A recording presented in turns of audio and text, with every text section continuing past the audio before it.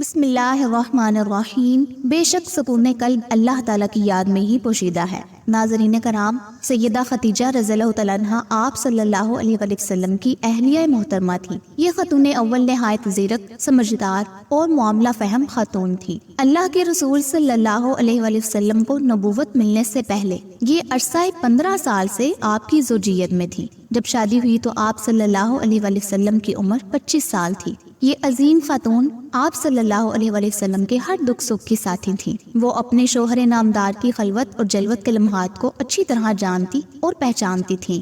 اللہ کے رسول صلی اللہ علیہ وآلہ وسلم کے سر پر غار حرا میں تاج نبوت رکھا گیا تو یہ کوئی معمولی واقعہ نہ تھا۔ جب جبرائیل علیہ السلام پہلی وحی لے کر آئے تو آپ صلی اللہ علیہ وآلہ وسلم اس وقت غار حرا میں مشغول عبادت تھے۔ وہ آپ صلی اللہ علیہ وآلہ وسلم سے کہنے لگے، پڑھیے۔ آپ صلی اللہ علیہ وآلہ وسلم نے کہا، میں پڑھا ہوا نہیں ہوں۔ اللہ کے رسول صلی اللہ علیہ وآلہ وسلم فرماتے ہیں، فرشتے نے مجھے پکڑ کر زور سے دبایا جس سے مجھے بڑی تکلیف ہوئی۔ پھر اس نے مجھے چھوڑ دیا اور کہا، پڑھیے۔ میں نے کہا، میں پڑھا ہوا نہیں ہوں۔ اس نے دوسری بار مجھے زور سے پکڑ کر دبایا حتیٰ کہ مجھے شدید تھکاوٹ کا احساس ہوا۔ پھر مجھے چھوڑ دیا اور کہا، پڑھیے۔ میں نے کہا، میں پڑھا ہوا نہیں ہوں۔ تیسری بار پھر ایسا ہی ہوا۔ اس نے کہا، اپنے رب کا نام لے کر پڑھیے جس نے پیدا کیا۔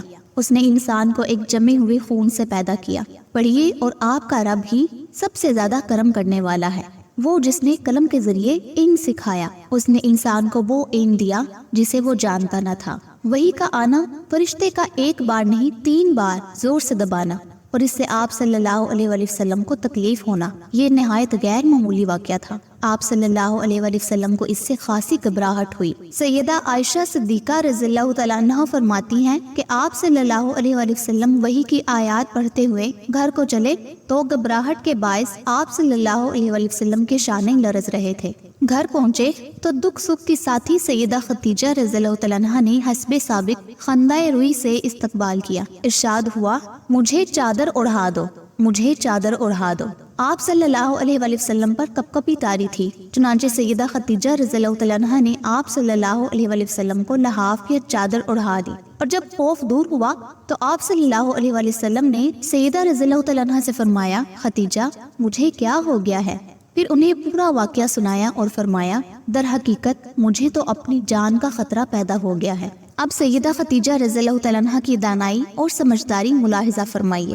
انہوں نے آپ صلی اللہ علیہ وآلہ وسلم کو بڑے خوبصورت الفاظ میں تسلی دی۔ کہنے لگی، ہرگز نہیں، اللہ کی قسم، اللہ تعالیٰ آپ کو کبھی رسوا نہیں کرے گا، کیونکہ اللہ تعالیٰ آپ جیسی ہستی کو ضائع نہیں کیا کرتا۔ پھر آپ صلی اللہ علیہ وآلہ وسلم کی اعلیٰ صفات کا تذکرہ کیا۔ آپ صلی اللہ علیہ وآلہ وسلم کی عمدہ اخلاق کی گواہی دی کہ آپ تو رشتے جوڑتے ہیں، ہمیشہ سچ بولتے ہیں، عاجز لوگوں کے بوجھ اٹھاتے ہیں، فقیروں اور ناداروں کو کما کر دیتے ہیں، مہمان نوازی کرتے ہیں اور ناگہانی آفات میں متاثرین کی مدد کرتے ہیں۔ صحیح بخاری حدیث نمبر 3، صحیح مسلم حدیث نمبر 160۔ ناظرین کرام، ذرا اوپر لکھی ہوئی ایک ایک خوبی پر غور کریں کہ رشتوں کو آپس میں ملانا اور جوڑنا کتنا عمدہ کام ہے۔ سچ بولنا، لوگوں کا بوجھ اٹھانا، مہمان نوازی کرنا، لوگوں کی آفات میں مدد کرنا، تمام کے تمام عمدہ اور اعلیٰ اخلاق ہیں۔ یاد رکھیے کہ آپ کے بدترین دشمنوں نے بھی آپ کو کبھی بددیانت یا جھوٹا نہیں کہا۔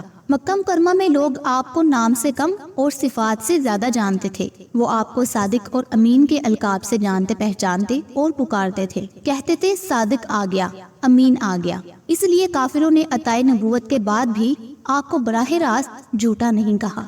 قرآن کریم نے اس کی شہادت یوں دی ہے، فَإِنَّهُمْ لَا يُكَذِّبُونَكَ وَلَكِنَّ الظَّالِمِينَ بِآيَاتِ اللَّهِ يَجْحَدُونَ۔ یقیناً یہ آپ کو نہیں جھٹلاتے مگر یہ ظالم اللہ کی آیات کا انکار کرتے ہیں۔ ناظرین کرام، امید کرتی ہوں کہ آپ کو آج کی میری یہ ویڈیو بہت پسند آئی ہوگی۔